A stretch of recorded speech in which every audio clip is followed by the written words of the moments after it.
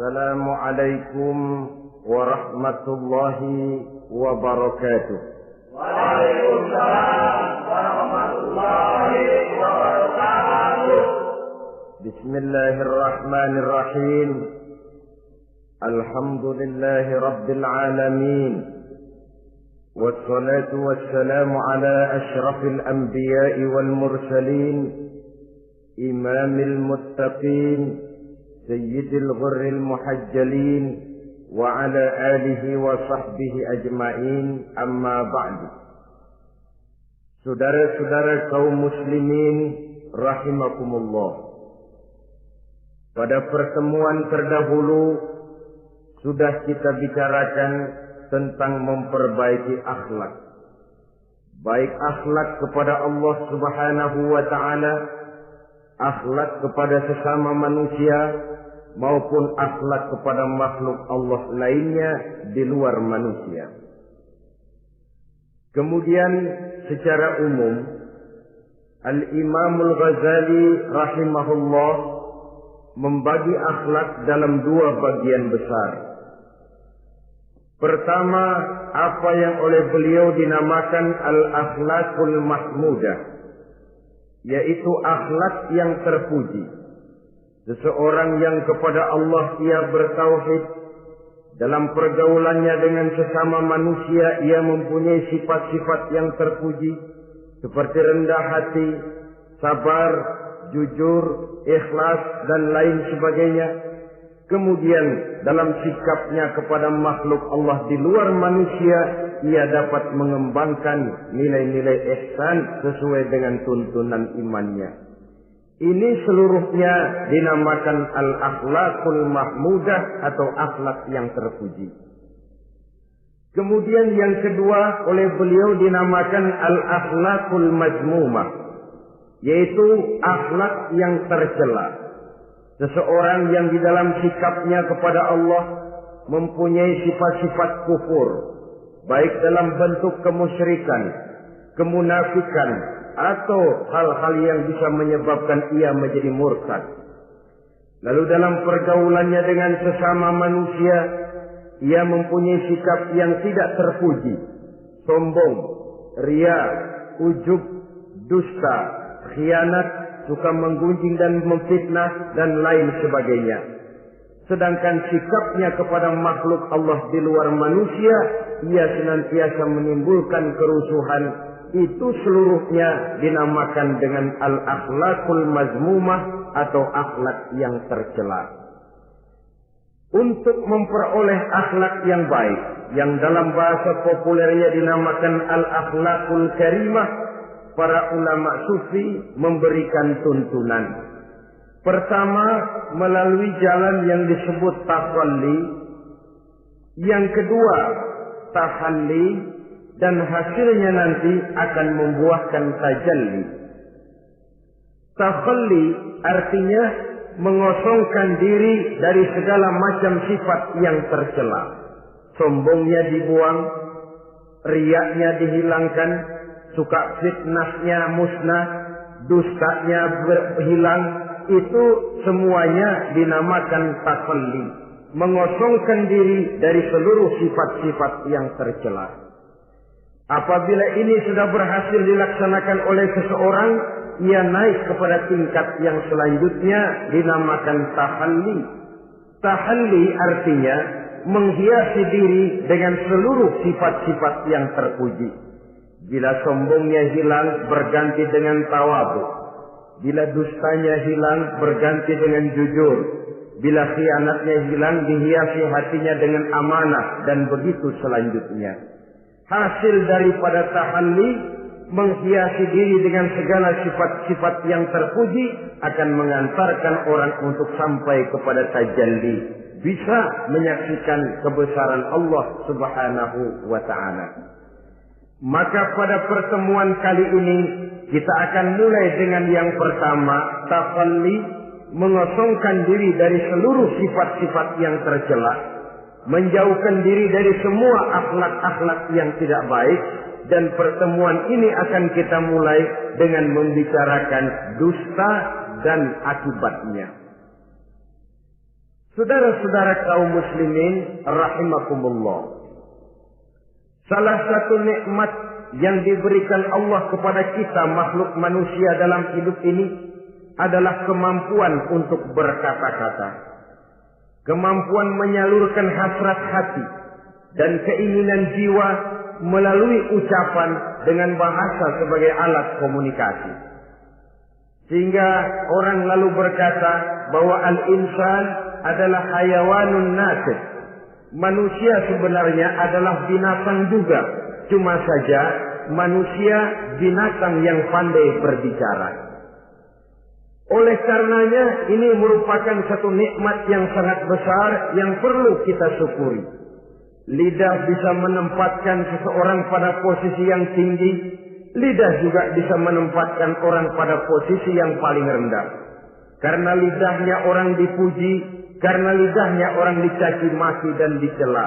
Pendeknya seperti kata pepatah, al-lisan saghirul jirmi azimul jurmi.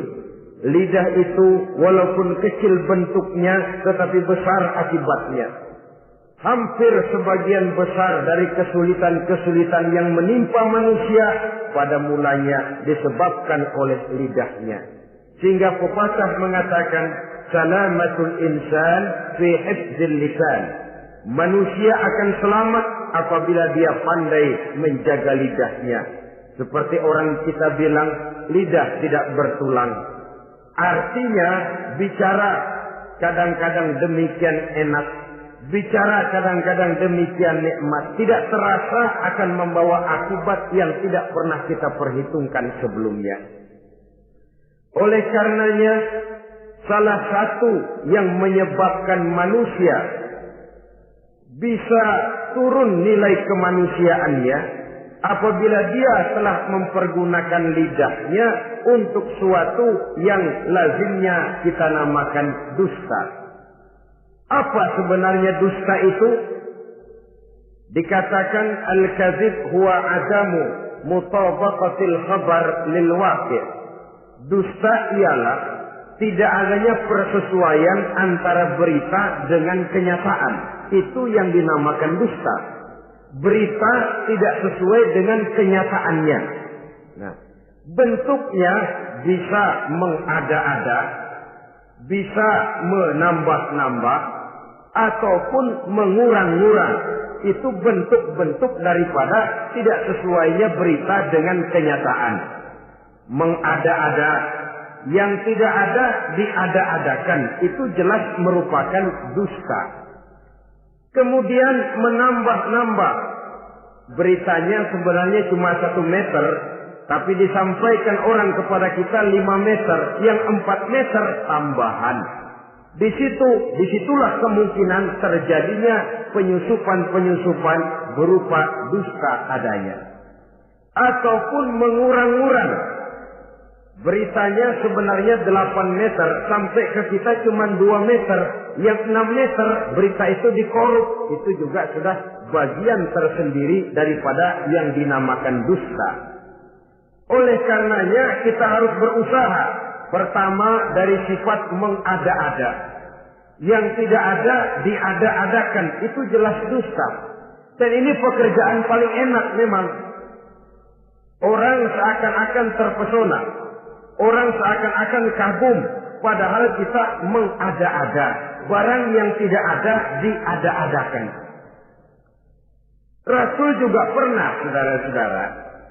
Tapi bernada seperti ini, namun jujur. Satu saat beliau sedang duduk. Ada seorang perempuan mengendarai onta. Sudah tua sekali ontaknya. Lalu Rasul bangun menegur orang tadi. Bu, kenapa naik anak onta, katanya. Perempuan ini bilang, ya Rasul, yang saya kendarai ini bukan anak onta, tapi biang onta. Begitu. Iya, tapi dia punya ibu kan? Onta ini punya. Nah, kalau dia punya ibu kan artinya dia anak juga. Ya memang. Nah, kalau begitu kan artinya ibu memang naik anak onta. Nah, ya iya kalau itu sih. Kelihatannya mengada-ada, tapi memang benar begitulah adanya. gurau untuk menghidupkan suasana, tapi tidak terlalu berlebih-lebihan. Yang kedua, jenis daripada dusta itu menambah-nambah. Ini juga paling enak. Orang sering bilang, kalau kita ngirim duit, jangan harap kurang, jangan harap tambah. Tapi kalau kita ngirim berita, jangan harap kurang. Duit kita kirim kepada orang, jangan harap tambah. Kurang, jangan harap kurang. Atau jangan harap tambah, kurang bisa. Tapi kalau berita kita kirim kepada seseorang, jangan harap kurang itu berita, nambah bisa. Atau kemudian mengurang-urang, ini juga termasuk jenis daripada dusta. Baik mengada-ada atau menambah-nambah, kemudian mengurang-urangi, seluruhnya merupakan pekerjaan yang paling enak. Kita anggap sesuatu yang biasa, padahal akibatnya nanti akan menjadi luar biasa. Saudara-saudara kaum muslimin rahimakumullah. Apa bahaya dusta dalam kehidupan manusia? Pertama, bagi dirinya sendiri. Orang yang berdusta sebenarnya sudah membahayakan dirinya sendiri. Apa bahayanya? Pertama, ia akan dikucilkan dari pergaulan. Sekali dia berdusta, orang mungkin masih percaya. 2 kali dia berdusta, orang mungkin masih bisa mentolerir. 3 kali dia berdusta, orang ngecap. Ini memang udah wataknya nih. Hobi dah kalau begini. Akhirnya dia dikucilkan dari pergaulan. Lain hari, walaupun dia serius bicara, orang nggak lagi nanggapin sebagaimana yang semestinya. Dikucilkan dari pergaulan. Akibat apa? Akibat dari dusta yang dilakukannya. Akan merugikan dirinya sendiri. Ada satu cerita, saudara. Seorang pengembala kambing sedang mengembalakan kambing di tanah lapang. Satu hari iseng dia sendirian. Ini orang kampung pengen tahu dibohongin. Teriak dia, tolong ada serigala, ada serigala. Mendengar teriakan ini karuan, satu kampung orang nyaris keluar semua. Yang bawa pentungan, yang bawa golok, yang bawa pisau. Mana serigalanya mana? Ini pengembala tadi nyengir. Kagak ada. Gua bohongin lo. Sudah, pulanglah orang kampung ini. Sekali, besoknya begitu lagi. Keluar lagi orang kampung, ternyata juga tidak ada serigala. Pada hari yang ketiga, serigalanya benar-benar datang. Si pengembala tadi pucat, lalu teriak-teriak, tolong ada serigala datang. Nah orang kampung udah nandain. 2 kali kita dibohongin, ini paling dia bohong lagi. Satu pun tidak ada orang kampung yang keluar untuk menolong. Akhirnya kambingnya habis dimakan oleh serigala. Yang rugi dirinya sendiri. 1 kali dia bohong, orang percaya mungkin. 2 kali dia bohong, orang masih tolerir. 3 kali dia bohong, orang nandain. Terkucil dari pergaulan akibat daripada perbuatan dusta. Oleh karenanya saya yakin tidak seorang pun di antara kita yang suka berteman dengan seorang pendusta. Karena apa? Seorang pendusta tidak akan segan-segan menjual temannya sendiri. Mengkambing hitamkan temannya sendiri. Artinya juga merusak pergaulan di dalam kehidupan ini. Penyakit yang bahaya yang kedua bagi diri orang yang berdusta itu sendiri, sifat dusta menyuburkan watak munafik. Nabi bersabda, ayatul munafiqi salatun. Tanda-tanda orang munafik itu ada 3. Tandanya, biasanya kalau tandanya ada, ya munafiknya insya Allah ada. Apa tanda orang munafik itu? Pertama, iza haddatsa kadzdzaba. Apabila berbicara selalu bohong. Belum pernah kalau bicara enggak bohong. Bohong itu sudah jadi lalapnya. Artinya enggak sumbrah ngomong kalau enggak dicampuri bohong. Seperti kurang enak makan kalau tidak pakai lalap. Ada saja bohong yang dibuat-buatnya. Ini ciri atau tanda daripada orang-orang munafik. Apabila berbicara selalu berdusta. Satu. Yang kedua, wa iza wa'ada akhlafa. Apabila berjanji dia selalu ingkar. Selalu ingkar tanpa uzur yang dibenarkan oleh syar'i, itu termasuk ciri daripada orang-orang munafik. Karena itu kita oleh agama diajarkan jangan memastikan sesuatu. Pernah Rasulullah ditegur oleh Allah Subhanahu wa taala ketika datang orang bertanya, "Ya Rasul, Ashabul Kahfi itu sebenarnya berapa orang jumlahnya?" Ada yang bilang 5 orang, 6 dengan anjingnya. Ada yang bilang 6 orang, 7 dengan anjingnya. Ada yang bilang 8 orang, 9 dengan anjingnya. Yang benar yang mana Rasul? Rasul menjawab, besok. Jawabannya besok. Kenapa Rasul berani mengatakan jawabannya besok? Sebab beliau ngandelin. Biasanya kalau ada pertanyaan dari umat, lalu turun wahyu sebagai jawaban atas pertanyaan tadi. Sudah. Besoknya dari pagi Rasul nunggu wahyu turun. Enggak turun. Besok nunggu lagi. Enggak turun juga. Bingung. Sekali turun malah negur beliau. Wala taqulanna li syai'in inni fa'ilu dzalika ghadan illa ayyasha Allah. Kalau belum apa-apa Muhammad jangan berani ngeduluin. Besok.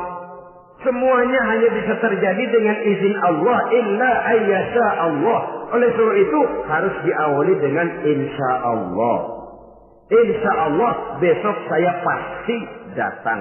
Insya Allah ya karena kita beriman kepada Allah. Kepastian di tangan Allah. Pastinya karena kita memang berniat benar ingin datang.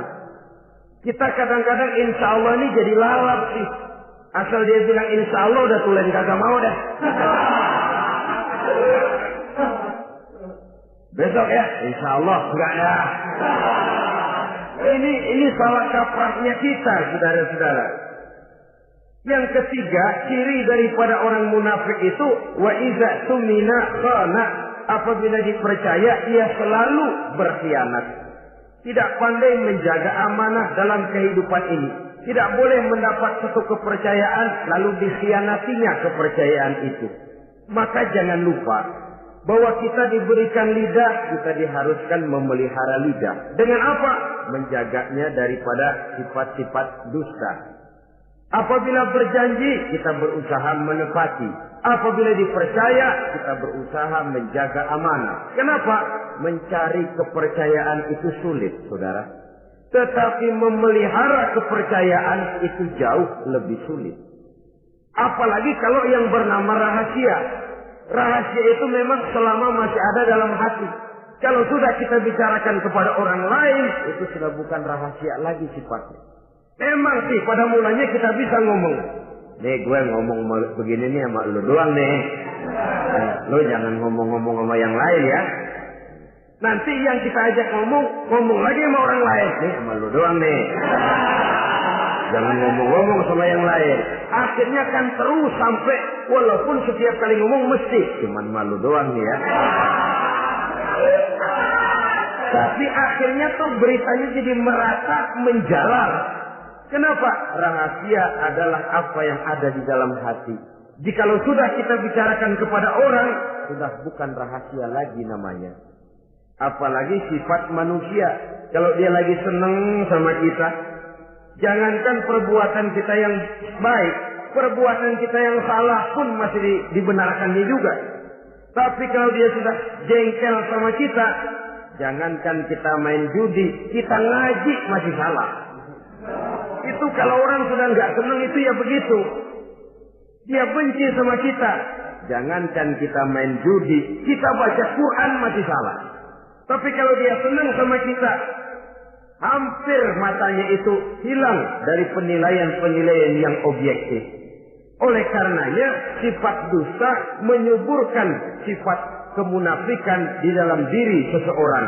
Yang diantara tandanya tadi, iza haddasa kadzaba. Apabila berbicara, ia selalu berdusta. Kemudian bahaya yang ketiga, orang yang selalu berdusta jauh dari ketenangan. Sebab apa? Pada saat kita mendustai seseorang, orang itu mungkin percaya. Tapi makin dia percaya, makin tersiksa batin kita. Kenapa? Hati kita sendiri ngomong, lu percaya kok gue bohongin? Kita sendiri tahu bahwa kita bohong. Itu yang menyiksa batin. Jauh dari ketenangan. Apalagi akan timbul satu sifat was-was. Ntar dia tahu. Bagaimana kalau rahasia ketahuan? Bagaimana kalau dia tahu saya bohong? Ini akan menyebabkan seseorang jauh dari ketenangan hidup. Makin rajin dia berdusta, makin tersiksa jiwanya. Lain kalau hatinya sudah mati. Dusta memang sudah jadi profesinya, kebiasaannya. Tidak merasa menyesal, tidak merasa berbuat salah. Dusta itu sudah jadi hobi. Sehingga enak saja. Hati sudah jadi mati kalau sudah begitu. Dan sepanjang hati sudah jadi mati, itulah yang paling kita khawatirkan. Artinya nilai kita adalah bangkai berjalan dalam pandangan Allah Subhanahu wa ta'ala. Saudara-saudara kaum muslimin rahimakumullah. Oleh karenanya membahayakan diri sendiri dusta itu. Yang kedua, berbahaya bagi masyarakat banyak. Tentu saja apabila status sosial kita tinggi, makin luas akibat daripada kedustaan kita. Seorang kepala rumah tangga yang berdusta, seluruh keluarganya jadi rugi. Seorang kepala kampung yang berdusta, rakyat sekampungnya rugi. Seorang gubernur berdusta, rakyat satu provinsi rugi. Seorang pemimpin negara berdusta, rakyat satu negara rugi. Makin tinggi status sosial, makin besar akibat daripada suatu dusta. Oleh karenanya, menimbulkan keresahan di tengah masyarakat. Masyarakat itu apa? Dimulai dari masyarakat yang paling kecil, rumah tangga. Kalau satu rumah tangga sudah diwarnai oleh sesuatu yang bernama dusta, maka ketenangan, ketentraman, kebahagiaan rasanya akan sulit terwujud di dalam rumah tangga itu sendiri. Seorang istri apabila sudah pandai mendustakan suaminya, maka itu sudah berarti memulai keresakan dalam kehidupan rumah tangga, menimbulkan benih-benih ketidakpercayaan. Apabila seorang suami sudah mulai mempunyai titik ketidakpercayaan kepada istrinya lagi, itu sudah menandakan retaknya basis kehidupan rumah tangga. Istri yang mendustakan suaminya, umpamanya diberikan nafkah, lalu mestinya sebenarnya sudah diperhitungkan cukup, uang masih ada, dikatakannya habis, dan lain sebagainya. Akibatnya nanti si suami mikir-mikir, kan menurut perhitungan duit masih cukup, kenapa sudah habis? Nah, oleh karena istrinya tidak jujur, suaminya juga mulai berusaha tidak jujur lagi. Mendapat penghasilan besar, mengaku sedikit. Kalau sudah begitu, saling dusta mendustai pun sudah dimulai. Nanti akan terus meresap kepada kehidupan daripada anak-anak sebagai anggota di dalam rumah tangga kita. Saudara-saudara, oleh karenanya rumah tangga bisa saja berantakan, menjadi kacau, baik karena dusta istri, dusta suami, dusta anak, atau dusta orang lain menyulut dan mengganggu rumah tangga kita. Suaminya lagi enak-enak duduk di depan rumah, datang laporan. Kamu kok tenang saja di rumah? Memangnya kenapa? Istrimu, waduh. Ya memang kenapa istri? Waduh. Itu tadi naik bajai berdua. Kamu orang laki. Ya memang supir bajai, masih dia sendiri. Tapi kalau berita ini digunting, dikat sampai di situ, kan nanti ini sudah menimbulkan suami mendengar istrinya naik bajai berdua dengan orang laki, tentu marah. Pulang istrinya sudah payah-payah dari pasar, dicaci maki dan lain sebagainya. Apa ini? Akibat dari omongan, dari lidah yang memang kecil dan tidak bertulang itu, tapi sungguh sangat besar akibatnya. Kemudian juga pergaulan. Berapa banyak saudara jauh dari saudaranya, teman berpisah dengan temannya, tetangga marah dengan tetangganya akibat daripada perbuatan lidah, daripada ucapan lidah ini. Akibat daripada yang bernama dusta ini. Oleh karenanya, saudara-saudara, dusta pun merusak pergaulan.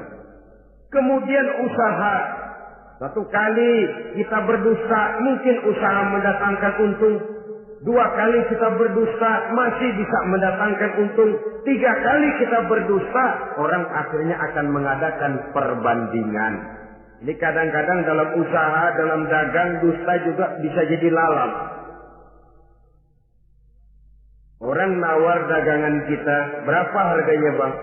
500. 300 ya, tadi ada yang nawar 400, saya nggak jual.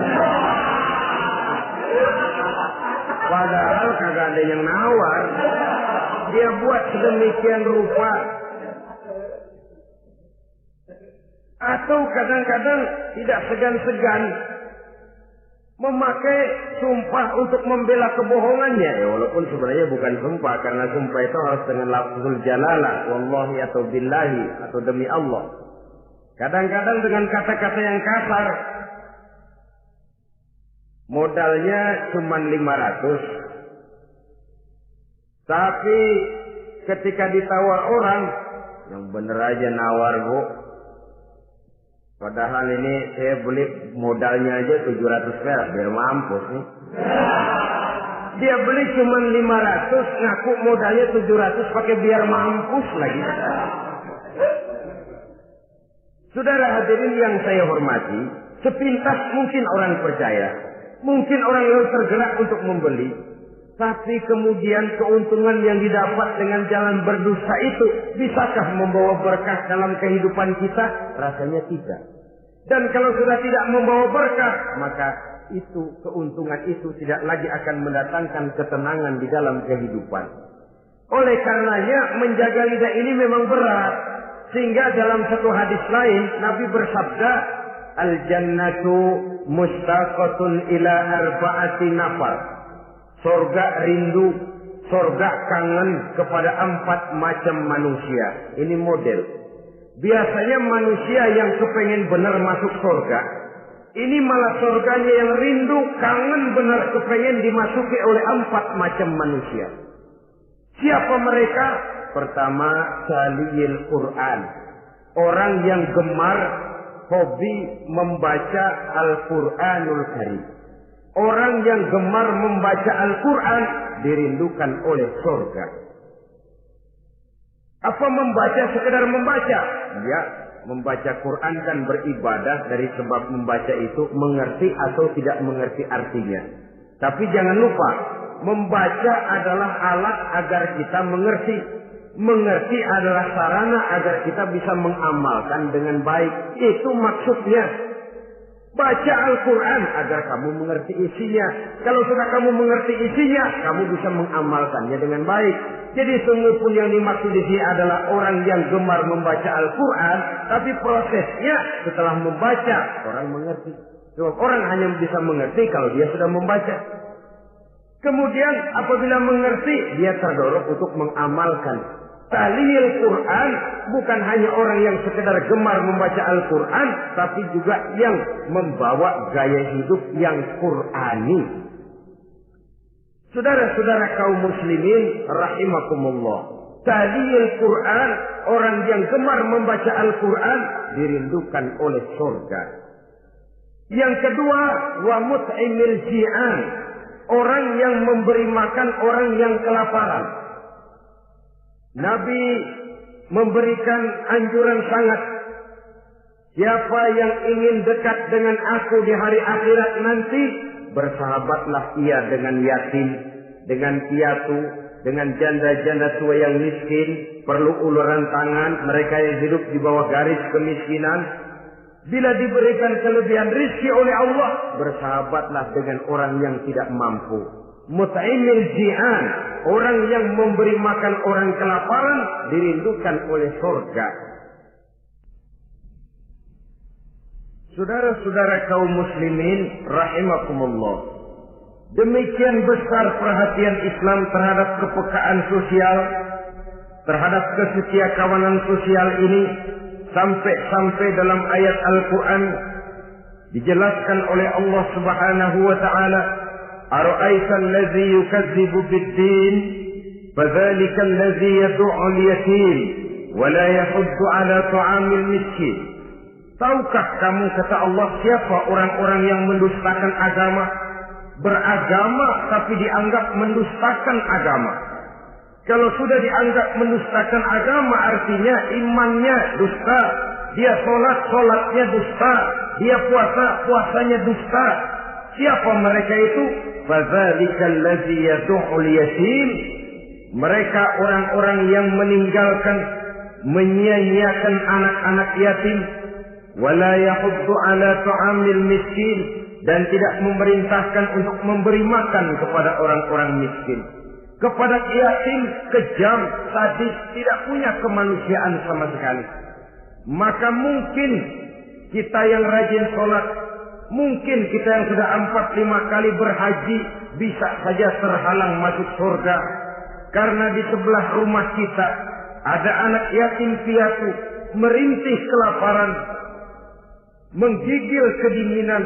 Kita tahu, kita mampu, dan kita diam saja tidak mau memberikan pertolongan. Itu yang mungkin bisa menghalangi kita untuk sampai ke surga.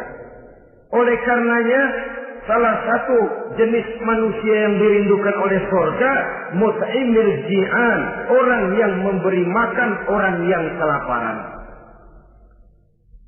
Yang ketiga, orang yang dirindukan oleh surga, wasa'imina fi Ramadan, orang yang melaksanakan ibadah puasa di bulan suci Ramadan.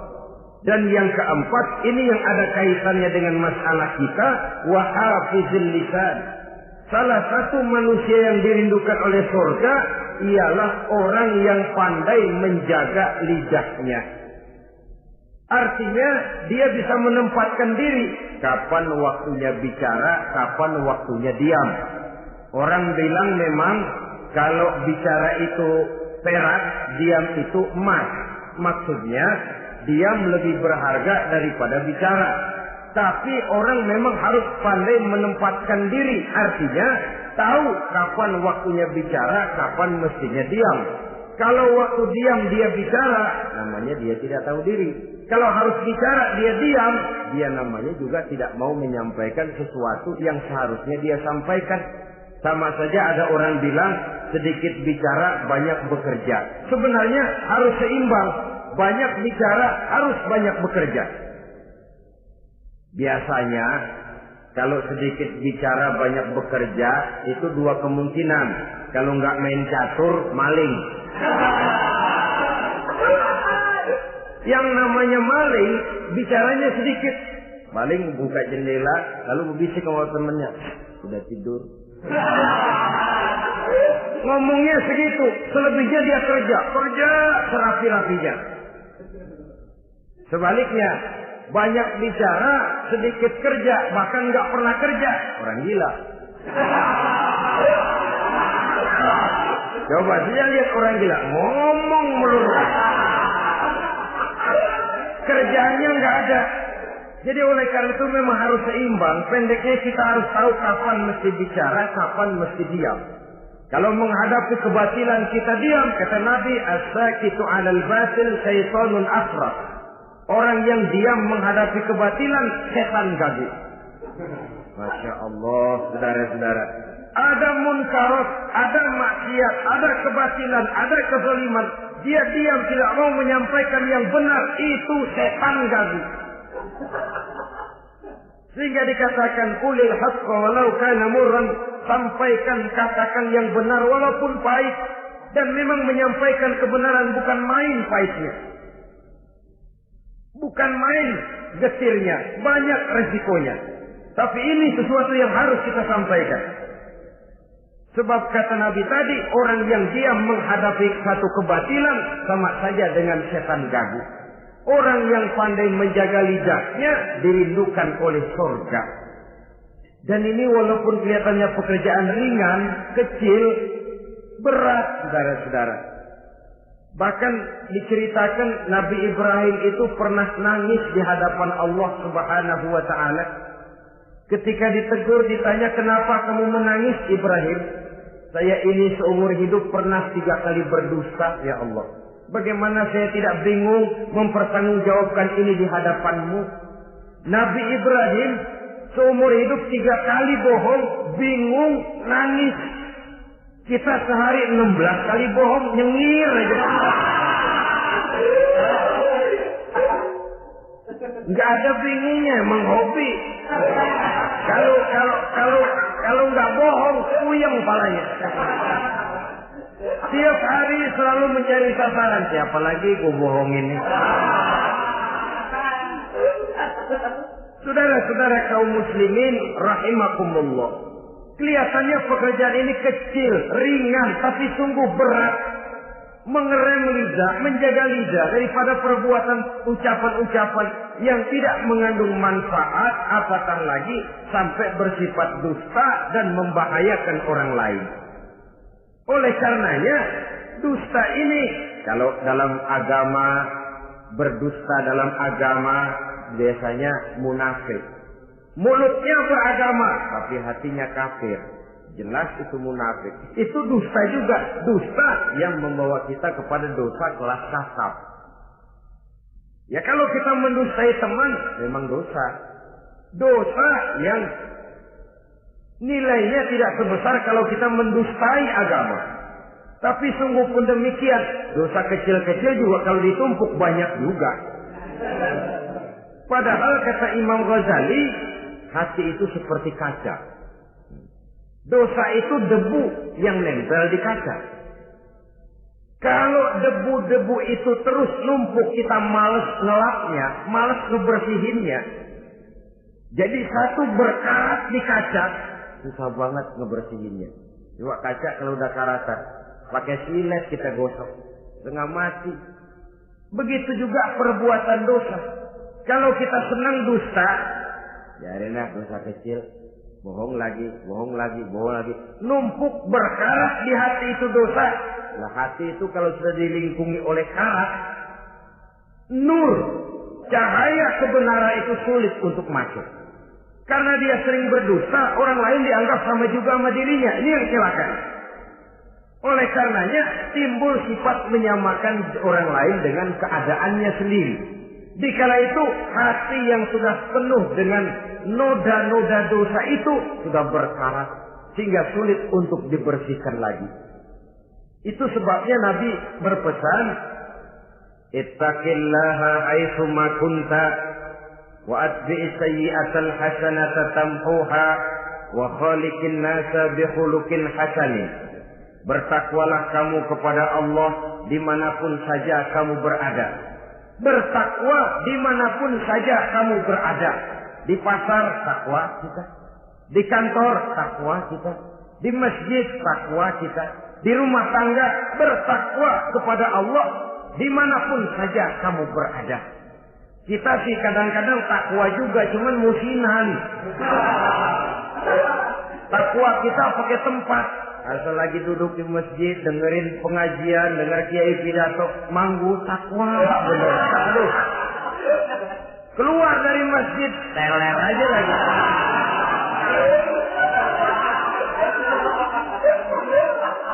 Takwa juga kita cuma pakai tempat. Nabi pesan dimanapun kamu berada, ittaqillah haitsu ma kunta. Bertakwalah kepada Allah dimanapun saja kamu berada. Wa atbi'i sayyi'atal hasanah tamhuha. Ikuti perbuatan salahmu dengan kebaikan, niscaya kebaikanmu akan menghapus kesalahan yang kamu kerjakan. Kalau sadar kita, ya Allah tadi berdusta, astagfirullah, perbanyak istighfar. Ikuti. Jadi begitu tuh kaca kena debu, lap. Kena debu lagi, dilap lagi. Kena debu, dilap lagi. Insya Allah tidak sampai berkarat.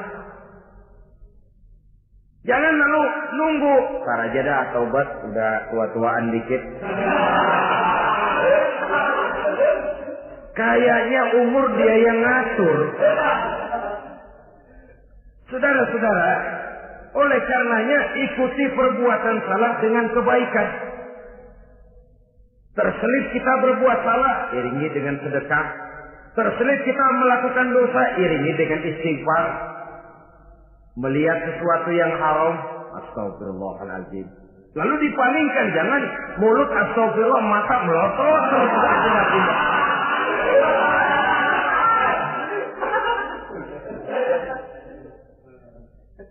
Wa khaliqin nasa bi khuluqin hasanin, dan bergaulah dengan manusia mempergunakan akhlak yang baik.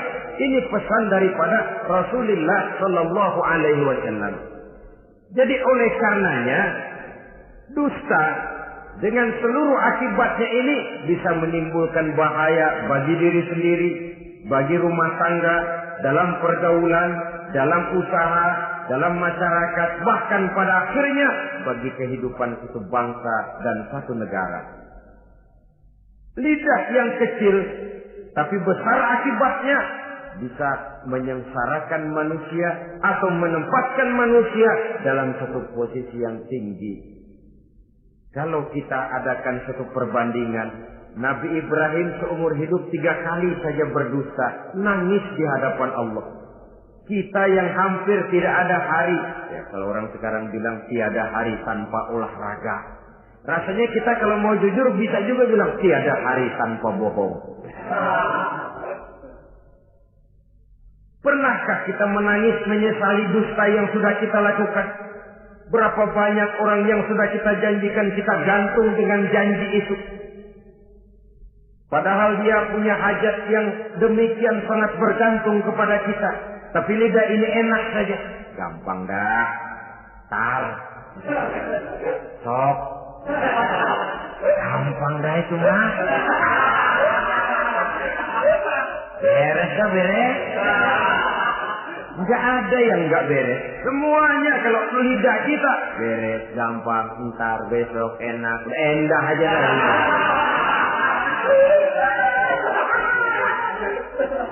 Habis orang kita gantung dengan harapan. Padahal kita tidak bermaksud memberikan harapan itu. Sementara kita melangkah melenggang dengan senyum, sedang orang lain menggerutu.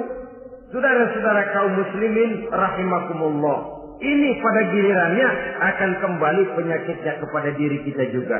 Menyuburkan watak munafik, mengucilkan kita dari dalam pergaulan, dan menjauhkan kita daripada ketenangan hidup. Karenanya dusta memang berbahaya.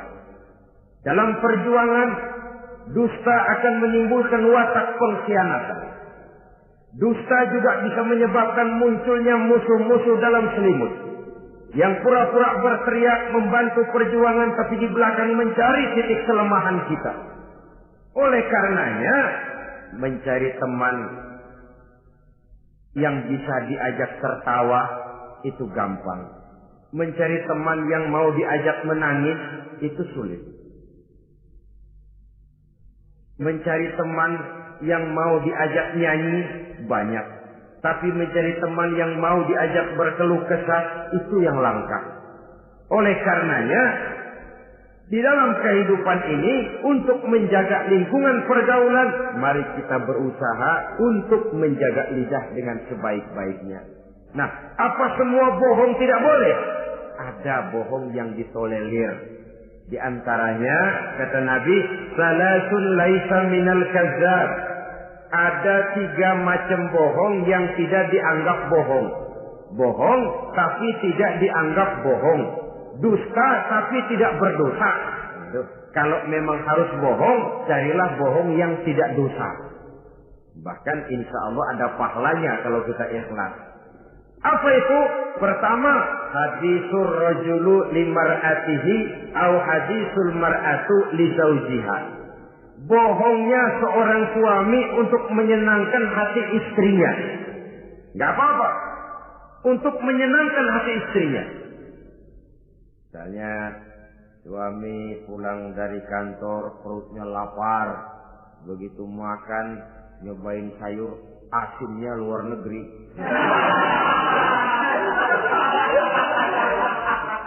Baru dicobain sedikit, suaminya udah celam-celam.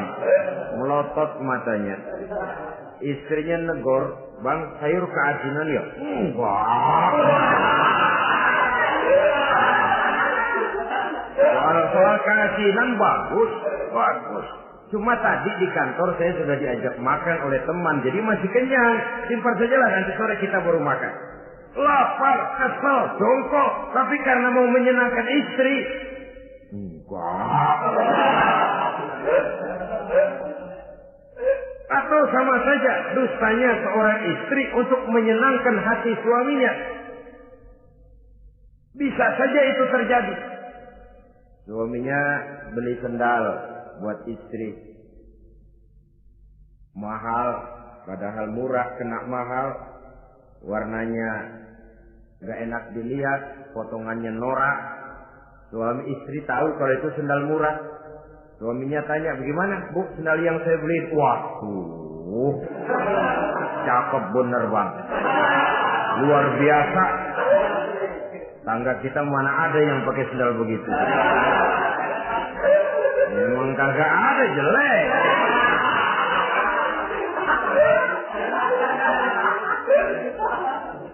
Tapi kalau waktu itu istrinya jujur, malah akan bisa menimbulkan keretakan. Bohong seperti ini termasuk bohong yang bisa ditolerir. Untuk menyenangkan hati istrinya atau untuk menyenangkan hati suaminya. Tapi lalu jangan dieksploitir. Jangan dieksploitir dalam arti untuk menutupi untuk menutupi perbuatan salahnya lalu berdusta. Menutupi perbuatan salahnya, itu yang tidak boleh. Sebab bagaimanapun ditutupi perbuatan salah, toh akhirnya akan naik juga ke permukaan. Yang kedua, al-kadzib li islahi zatil bain. Dusta untuk mendamaikan dua orang yang sedang berselisih. Itu boleh. Malah Raja Iblis, kalau ada dua orang yang sedang berselisih, marahan kita jadi tukang sulut, tukang ngipasin. Datang ke sana ngipasin, datang kemari ngipasin. Tidak mendamaikan. A marah sama B. Datang kita sama A katanya kamu marahan sama B. Ya itu B kurang ajar. Enggak begitu. Saya kemarin ketemu di si B, dia bilang kangen sama sampean, pengen ngobrol sama-sama. Padahal B enggak pernah ngomong apa-apa. Dia bohong, dia olah sedemikian rupa supaya orang yang berselisih jadi damai. Itu bohong yang berpahala malah. Yang ketiga, bohong untuk menyelamatkan jiwa seseorang. Itu boleh. Ada orang mau membunuh, PKI nyari ustad. Nah, kamu tahu rumahnya Ustad Ano? Kamu tahu? Tahu, Pak. Gimana? Bapak mau apa? Mau saya bunuh dia, kurang ajar. Oh, orangnya nggak ada, Pak. Kemana? Nggak tahu, keluar negeri, keluarnya lagi kali dah. Jauh. Padahal orangnya ada di dalam. Tapi dia berdusta untuk menyelamatkan jiwa orang yang sedang terancam. Itu malah boleh. Bukan saja boleh, berpahala. Malah berdosa kalau waktu itu dia jujur. Mau cari ustaz buat apa, Pak? Mau saya bunuh. Ada, Pak, di dalam. Ada.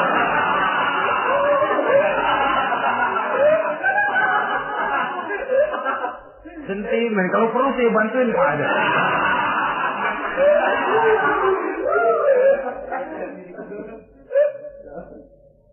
Hanya jenis bohong-bohong seperti ini yang bisa ditolerir. Itu akibat di dunia, saudara. Kita sudah bisa terkucil dari pergaulan, retak rumah tangga, usaha mengalami kebuntuan, masyarakat mengalami keresahan akibat dusta. Di akhirat nanti, na'udzubillah, summa na'udzubillah. Kita baca dalam riwayat Mi'raj, Rasul melihat orang yang lidahnya menyengser ke tanah, digunting, putus, bersambung lagi, digunting lagi, putus lagi, bersambung lagi. Kadang dituangi dengan coran api neraka. Na'udzubillah, coran neraka. Kita nginjak puntung aja lompat. Ini mulutnya dituangi dengan coran dari neraka. Innalillahi wa inna ilaihi raji'un. Ya, tapi kalau dituangi coran begitu dari neraka kan terus mati sekaligus. Ya, kalau terus mati lumayan. Neraka itu kata Quran, kullama nadijat juluduhum badalnahum juludan ghairaha liyazuqul azab. Tiap kali hancur kulitnya, kami buatkan kulit yang baru. Diazab lagi, hancur lagi, dibuatkan lagi. Untuk apa begitu? Liyazuqul azab, biar dia rasain. Kalau sekali kemplang mati mah enak. Pokoknya diazab di neraka, digejrot, mati, selesai. Lumayan. Ini nggak ada matinya. Penyet, bangun lagi, kemplang lagi, persis film cemen.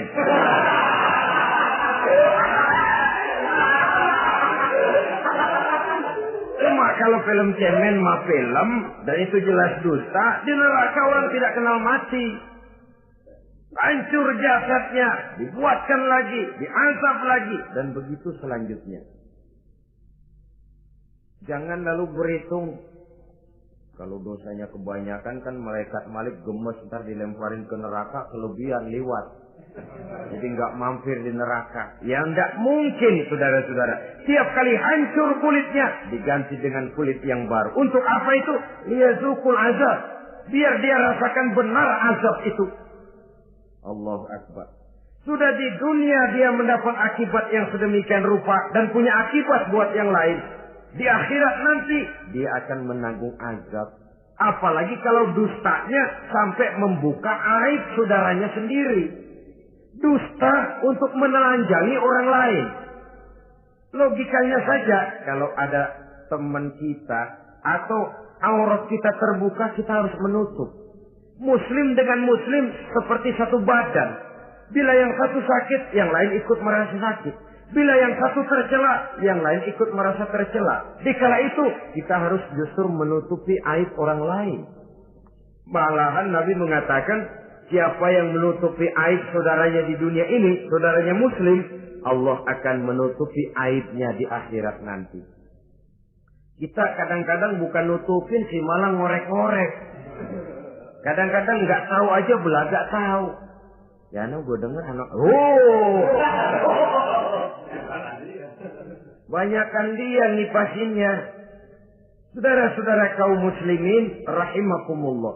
Begitu lidah yang suka berdusta digunting dari gunting api neraka, terpotong dibulatkan lagi, terpotong dibuatkan lagi, tidak henti-hentinya sampai kepada hari akhirat nanti. Karena itu berlindung kita kepada Allah. Jangan sampai diberikan lidah yang gemar berdusta. Tapi lidah yang gemar mengatakan yang benar walaupun terasa pahit. Mengucapkan kebenaran itu besar resikonya. Panjang jalannya, banyak akibatnya. Mencegah kemunkaran besar resikonya. Tapi itu harus kita lakukan. Setidaknya mencegah kemunkaran. Rasulullah sallallahu alaihi wasallam dalam satu hadis menyatakan iyyakum wal kadziba fa innal kadziba yahdi ilal fujuri wal fujuru yahdi ilan nar. Hati-hatilah kamu daripada sifat dusta, sebab sesungguhnya dusta membawa kepada perbuatan durjana dan perbuatan durjana menggiring orang kepada neraka. Mula-mula memang ucapan, dari ucapan orang melangkah kepada perbuatan, dan perbuatan itulah yang akan jadi penilaian Allah. Jikalau baik, dia akan menyebabkan kita ke surga. Jikalau tidak baik, perbuatan kita jugalah yang akan menjerumuskan kita ke dalam neraka. Dimulai dari suka berdusta. Akibat lidahnya gemar berdusta, perbuatannya pun merupakan perbuatan dusta. Suka pura-pura, mental munafik. Artinya hilang sifat kejujuran dalam dirinya. Apabila ini sudah melembaga dalam kehidupan seseorang, sulit dia melepaskan diri dari cengkraman dusta itu sendiri. Untuk jangka pendek di dunia ini maupun jangka panjang di akhirat nanti, dusta hanya akan membawa malapetaka bagi diri yang bersangkutan dan juga bagi orang lain. Benar kalau tadi pepatah mengatakan salamatul insan fi hifdzil lisan. Bahkan ada yang bilang kalau lidah lukai hati, kalau pedang lukai tubuh, masihkan ada harapan sembuh. Kalau lidah lukai hati, kemana obat hendak dicari? Kita tampar orang dengan tangan 2-3 hari, 2-3 jam bahkan sudah hilang bekas tamparan itu. Tapi kita tampar orang dengan lidah, dengan ucapan, seumur hidup dia akan tetap ingat. Kita bohongi orang, kapan ketemu dia ingat nih, dia nih. Nih yang kerjanya bohongin melulu. Gimana aja ada bohongnya. Kalau sudah dicap sebagai pendusta, kita memang nggak tahu, tapi tiap kita jalan orang iringi perjalanan kita. Pembohong, pembohong. Saudara, masyarakat ini punya hukum yang tidak tertulis, tapi lebih kuat dan lebih kejam daripada hukum yang tertulis. Sehingga lalu orang mengatakan sekali arang tercoreng di dahi, seumur hidup orang tak percaya. Ini artinya hukum masyarakat itu lebih kejam daripada hukum yang tertulis. Sekali kita dicap sebagai pendusta, lain kali kita mau benar-benar banget juga. Aku benar-benar banget ini, sumpah dah. Alah, sumpah lo udah lalap dah, kagak laku. Ya Allah, kita sumpah pun orang gak percaya. Ya kalau binatang kita pegang ekornya, barangkali. Tapi kalau orang jelas omongannya yang kita pegang. Nah kalau omongannya sudah nggak bisa dipegang, apanya lagi yang kita harapkan? Oleh karenanya saudara-saudara, lidah yang kecil bentuknya tapi besar akibatnya ini harus diisi dengan nilai-nilai iman. Lidah yang sudah dimasuki nilai iman akan berat untuk berdusta, berat untuk memfitnah, berat untuk menggunjing, ringan untuk mengucapkan yang baik, ringan untuk zikrullah, ringan untuk baca Quran, ringan untuk musyawarah terhadap hal-hal yang baik. Lidah yang ada imannya, aduh berat saja kalau sudah memfitnah orang, berat kalau harus menggunjing orang. Tapi lidah yang belum ada imannya, nyelonong saja. Licin kalau diajak fitnah, licin kalau diajak ngata-ngatain orang, licin kalau diajak mengadu domba orang lain. Dan ini akan berakibat nantinya timbulnya keretakan, keresahan sejak dari pribadi, rumah tangga, masyarakat luas. Akibat apa? Dusta. Dari sekian dusta yang paling kita khawatirkan adalah kalau kita sampai dicap oleh Allah sebagai pendusta agama.